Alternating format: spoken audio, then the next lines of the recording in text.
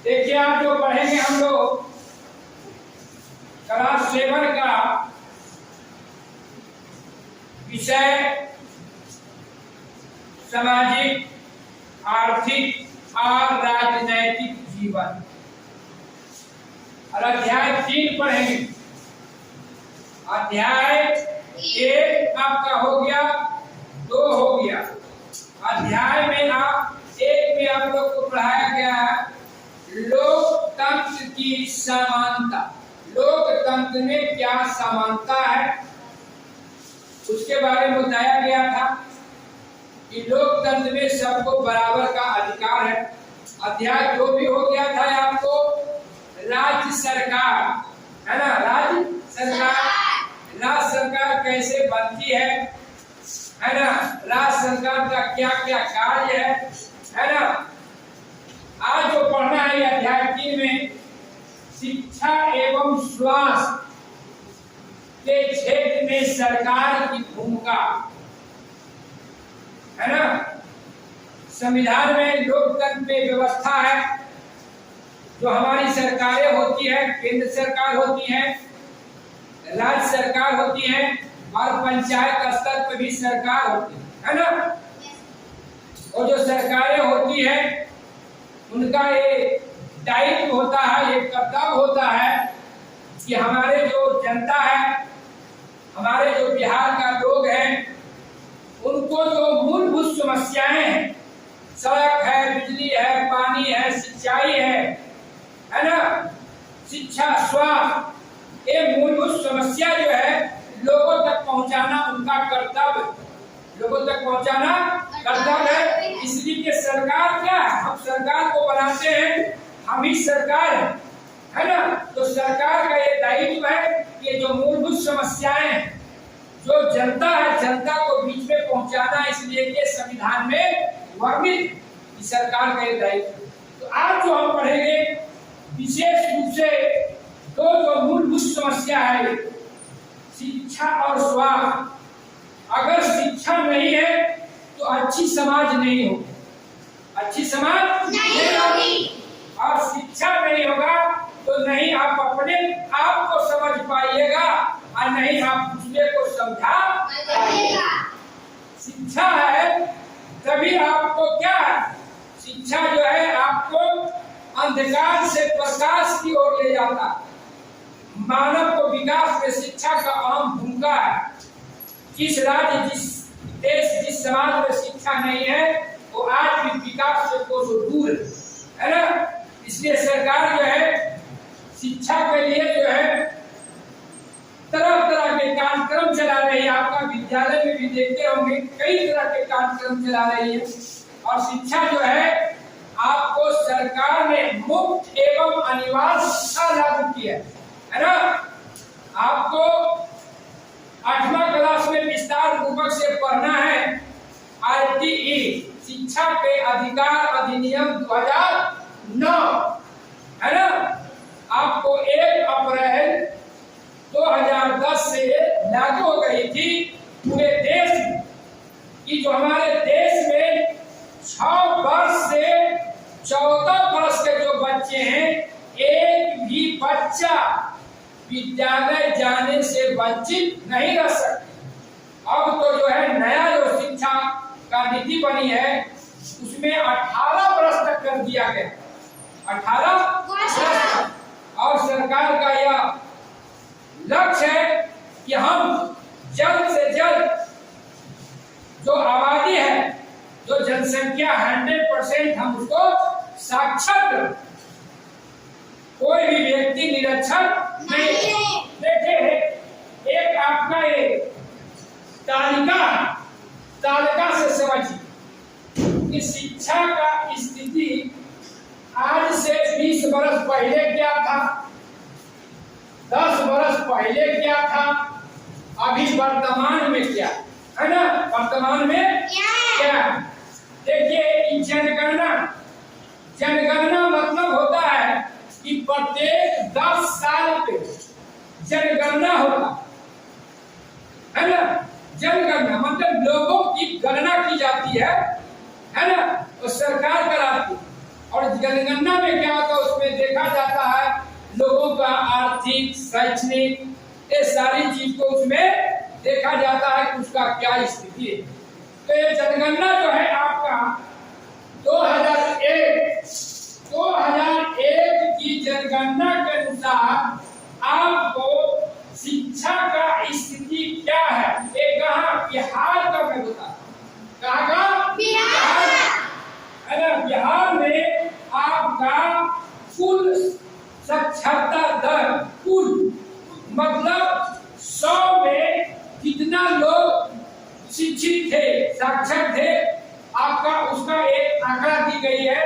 कुल साक्षरता दर आपका था 47%, मतलब 100 में 37% व्यक्ति पढ़े हुए, 47% है ना। 2001 का जो जनगणना, 2001 के जनगणना के अनुसार जो है कुल साक्षरता दर जो था 47%। उसके बाद आपको उसमें अब दिया गया कि पुरुष कितना है और महिला कितना है। तो पुरुष का जो साक्षरता दर वो था आपको 60 और महिला के था 31, मतलब 100 गो में 31 महिला ही साक्षर थी, बाकी क्या तो शिक्षा से दूर। फिर अनुसूचित जाति का 29% और अनुसूचित जनजाति का 28%, है ना। मतलब 2001 की जनगणना, 2001 के बाद फिर हुआ जनगणना 2011, 10 साल कौन होता है, 2011 के जनगणना अभी जो है, इसके बाद 11 के बाद जनगणना कब होगा, 10 साल के बाद 21 है, लेकिन अभी जनगणना नहीं हुई। इसी को 2011 की जो जनगणना है उसी को आंकड़ा है, उसका आंकड़ा है कि वर्तमान में जो आपका साक्षरता दर है बिहार 61.10%, 61.10%। ये हुआ कितना कुल साक्षरता। अब उसको महिला पुरुष में अलग करिए तो महिला पुरुष में है 71.20।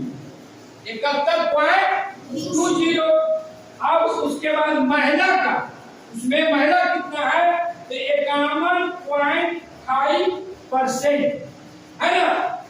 अब देखिए कि अभी आपका जो शिक्षा का स्थिति क्या है, अभी भी आपको जो 2011 की जनगणना के अनुसार 100% साक्षरता दर हासिल नहीं हो पाई है, सभी लोग शिक्षित नहीं हो पाए हैं। तो ये क्या है, सरकार का एक लक्ष्य था देश की आजादी के बाद, और संविधान जब बनी तो हुआ कि हमारे जो लोग हैं उन सभी लोगों को साक्षर कर दिया जाना है, सभी लोगों को शिक्षा पहुंचा देना है। उसके बाद भी शिक्षा नहीं पहुंच पाई है, कई तरह के कार्यक्रम चलाई जा रहे उसके बाद भी, है ना। तो देखिएगा शिक्षा क्या है, सबसे बहुत बड़ा जो क्या है आपका मार्ग है। अगर शिक्षित नहीं लोग होंगे तो क्या वो विकास कर पाएंगे, इसलिए शिक्षा बहुत जरूरी है। आप इस चैप्टर को फिर शिक्षा के बारे में 8वां क्लास में विस्तार से पढ़ लीजिएगा। तो आरटी लागू किया गया है ना, शिक्षा का अधिकार अधिनियम। अब है उसमें है कि सभी बच्चों को, गरीब हो अमीर हो, है ना, सबको शिक्षा एक समान मिलनी चाहिए, गुणवत्ता को शिक्षा मिलनी चाहिए, है ना। तो सरकार कई तरह के कार्यक्रम चला रही है। बिहार का शिक्षा का स्थिति है। अब कुछ जो है कि आपका बिहार में सबसे अधिक साक्षरता वाले कौन सा जिला है, आप लोग को बताया गया, रोहतास। सबसे साक्षरता वाला जिला कौन है, और सबसे न्यूनतम साक्षरता वाला जिला पूर्णिया, है ना। बिहार का पूर्णिया जिला, है ना। और आपका अरवल जिला का भी जान लीजिए कितना साक्षरता दर आपका है 67.43 है ना, 67.43% है अरवल जिला का साक्षरता है ना। और भारत में बिहार का 28वां नंबर है। भारत में बिहार का साक्षरता दर में कितना है नंबर? 28वां। और भारत में कुल राज्य की संख्या कितना? 28। इसका मतलब क्या हुआ? सबसे नीचे। तो कहने का मतलब है कि जो राज्य सरकार का कर्तव्य है कि सबको शिक्षा सबको मान, तो नहीं ना हो पा रही है। आपका ये भारत में 28वां पहला नंबर आप है, तो अभी बहुत जरूरी है। सरकार को शिक्षा के प्रति बिहार में करने की जरूरत है, इसलिए कि आजादी के बाद जो लक्ष्य था सभी लोगों को शिक्षा, इसका मतलब नहीं पहुंच पाया है। वही किताबी आंकड़ा ही बताता है कि आपका बिहार जो है शिक्षा की स्थिति में बहुत काफी पिछड़ा हुआ है। और हो गया शिक्षा का, हो गया। अब हम देखते हैं स्वास्थ्य। शिक्षा हो गया कि शिक्षा का स्थिति जो है अभी हमारे बिहार में होना चाहिए, वो अभी शिक्षा का स्थिति नहीं है। अभी हम सबसे नीचे पायदान पे भारत में खड़े हैं। अब देखिए स्वास्थ्य, शिक्षा तो समझ लिए आप लोग, स्वास्थ्य को समझ। इस तरह से सरकार को शिक्षा की व्यवस्था अपने राज्य के नागरिकों को करनी है, उसी तरह से राज्य सरकार का यह प्राथमिक कर्तव्य है कि अपने लोगों को बेहतर स्वास्थ्य सेवा मुहैया कराए। सब लोगों को समुचित चिकित्सा व्यवस्था होनी चाहिए। लेकिन आज आजादी के 75 वर्ष के बाद भी हमारे देश और हमारे राज्य में स्वास्थ्य का जो स्थिति है वह शिक्षा व्यवस्था से बहुत बढ़िया नहीं है। इसका अंदाजा इस आंकड़ा से लगा सकते हैं कि आपका जो बच्चे जन्म लेते हैं अपने माता पिता के गर्भ से, माता पिता के गर्भ से जो बच्चे जन्म लेते हैं, 1000 बच्चा आप सर्वे करिएगा, उसका अध्ययन करिएगा, तो 300 जो बच्चे हैं उसका जो वजन होना चाहिए बच्चा, वो वजन नहीं होता। इसका मतलब ऐसा क्यों हुआ? बच्चा का वजन कम होना, कहीं न कहीं जब बच्चा गर्भ में था, अपनी माँ के पेट में था, तो उस महिला को पौष्टिक आहार नहीं मिला क्या? अगर अच्छा खाना मिलेगा तब ना अच्छा बच्चा होगा स्वस्थ।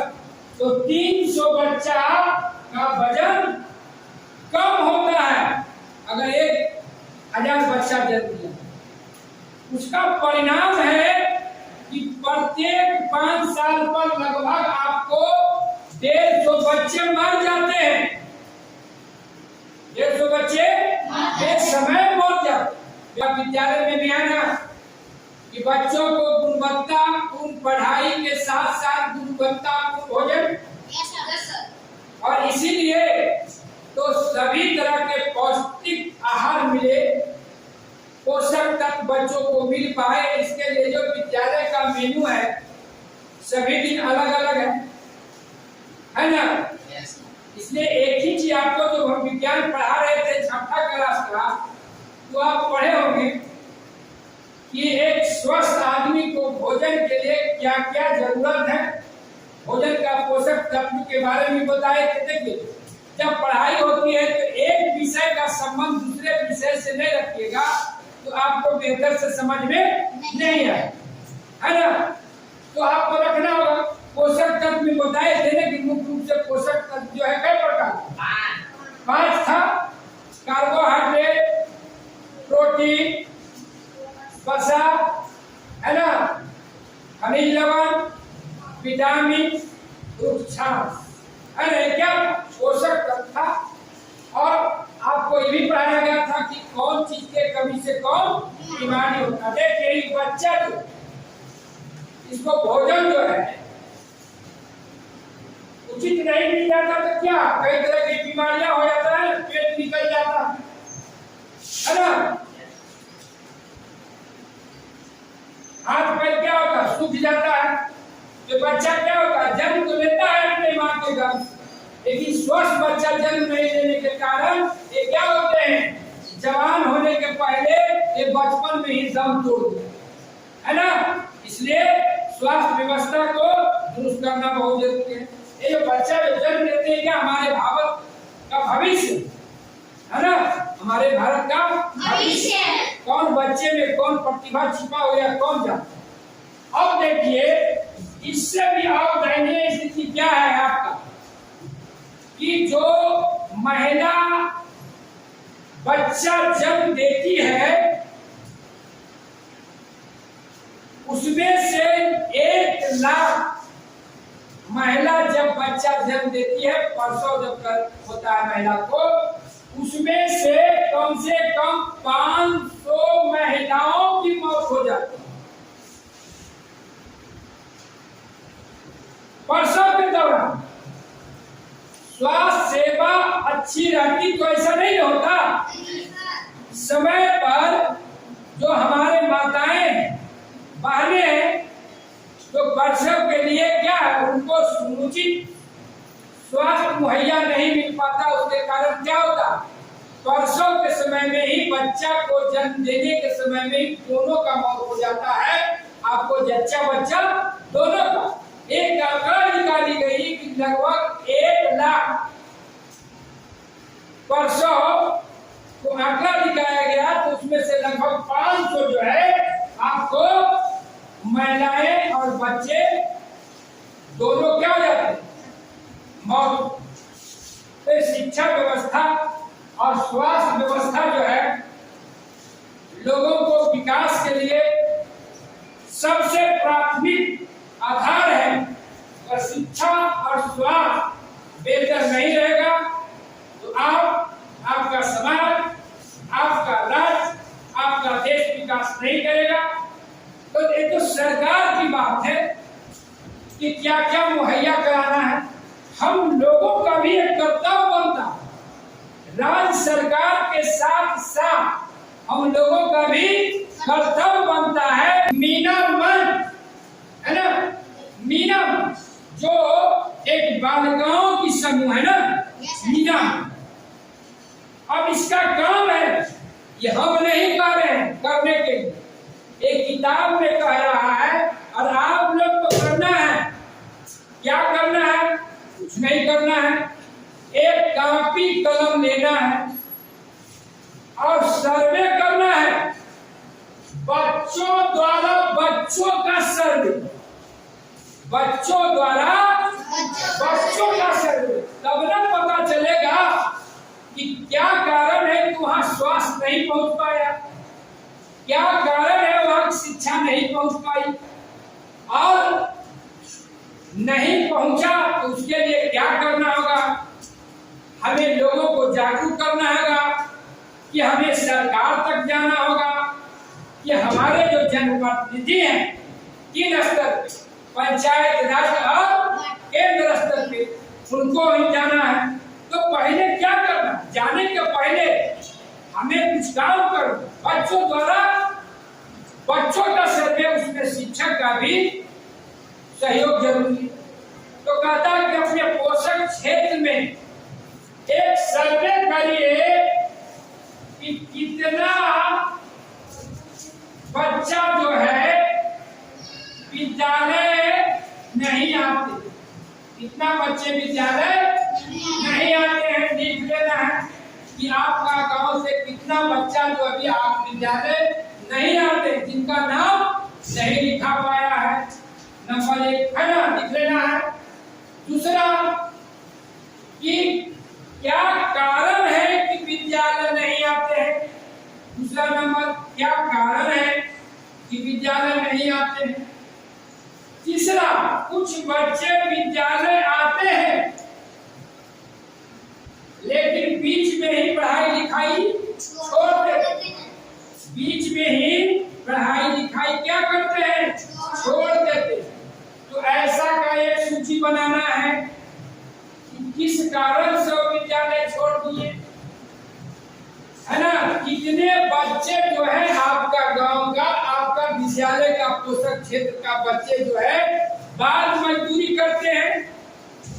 बाल मजदूरी समझ रहे हैं ना, क्या जिसका उम्र 14 वर्ष से कम हो और उसे बच्चे अगर होटल में काम करते हैं, चाहे किसी के घर में काम करते हैं, उसको क्या बोला जाता है, बाल मजदूरी। पूरा ये संविधान में नियम है कि अगर अपने बच्चे से अगर कोई काम लेता है तो काम लेने वाले के साथ साथ उनके माता पिता भी दोषी है। तो हमें मजदूरी करने वाले बच्चों का भी क्या करना है, सूची बनाना है ना, तब ना होगा। नहीं तो सरकार वहां से चाह के भी आपके यहाँ शिक्षा स्वास्थ्य नहीं पहुंचा सकती है जब तक आप अपने गांव का सर्वे नहीं करते। क्या कारण है ये बच्चे विद्यालय नहीं आते हैं, किस कारण से विद्यालय छोड़ रहे हैं, है ना, और कितने बच्चे हैं जो बाल मजदूरी करते। इसी तरह से हमें स्वास्थ्य और शिक्षा का एक सूची बनाना है कि हमारा गांव से कितना दूर पर अस्पताल है। अस्पताल में देखिए अभी बहुत सा अस्पताल जहाँ है खुला हुआ, जितना दवाई सरकार द्वारा निर्धारित है वो सारी दवाएं नहीं मिल रही है ना। बोर्ड पर नाम रहेगा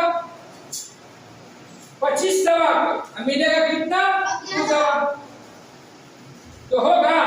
तो इस तरह से एक सजग नागरिक के कारण अगर हम बढ़ते हैं तो हमारा भी उद्देश्य होता है कि हम भी समाज, परिवार, राज्य और देश के बारे में सोचें। तो आज जो है आपने स्वास्थ्य और शिक्षा को समझने कि स्वास्थ्य और शिक्षा जो है क्या है, आदमी के, है ना, समाज के विकास में बहुत बड़ा भूमिका।